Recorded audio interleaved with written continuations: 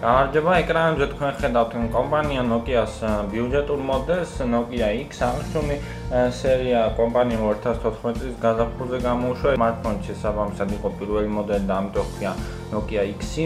Smartphone-ის მთავარი დეტალი არის მისი სიმარტივე, რადგან აქ გვაქვს მხოლოდ ერთი ცალი ნავიგაციის ღილაკი, წინა მხარეზე მოთავსებული ეკრანი არის 4 ინჩიანი, რომლის გაფართოებაც არის 480x800 პიქსელზე და თითოეულ კვადრატულ პიქსელების განთავსება არის 233 ერთეული. Smartphone-ის ფიზიკური ღილაკები მოთავსებულია მარჯვენა მხარეზე, აქ არის ხმის ასაწევი და დასაწევი ღილაკები, ასევე ჩასართავ-გამოსართავი ღილაკი.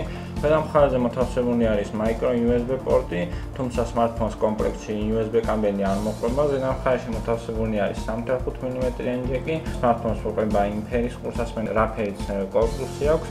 კორპუსის უკანა მხარეზე მოთავსებული არის 3.15 მეგაპიქსელიანი კამერა, რომელსაც სამწუხაროდ არ აქვს LED განათება. ეს არ არის ავტოფოკუსიანი კამერა, მას აქვს ფიქსირებული ფოკუსი.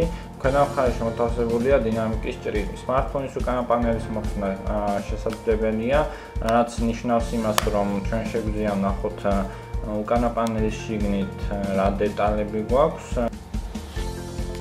უკანა პანელის შიგნით იმალება 1500 მAh-იანი ბატარეა, რომლის ამოღებაც შესაძლებელია. აქ არის ორი ცალი micro SIM-ბარათის ჩასადები. უნდა აღინიშნოს, რომ პირველი SIM-ბარათი მუშაობს მეორე და მესამე თაობის ქსელებზე, მეორე SIM-ბარათი კი მხოლოდ მეორე თაობის ქსელზე. აქ არის micro SD ბარათის ჩასადები. Smartphone-ის შიდა მეხსიერება 4 GB-ია, რომლის მეხსიერების გაზრდა შესაძლებელი არის მაქსიმუმ 32 GB-ით micro SD ბარათით.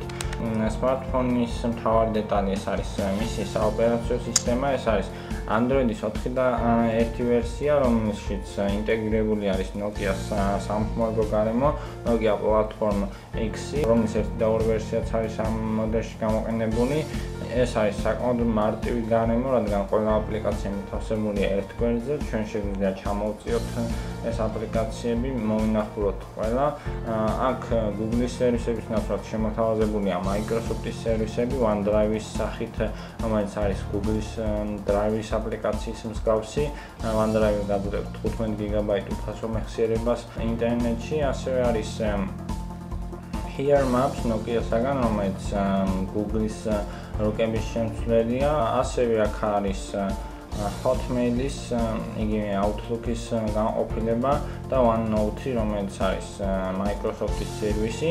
ჩვენ შეგვიძლია ვნახოთ ამ smartphone-ის პარამეტრების განყოფილება. პარამეტრების განყოფილება არის სტანდარტული Android-ის ამ ვერსიისათვის.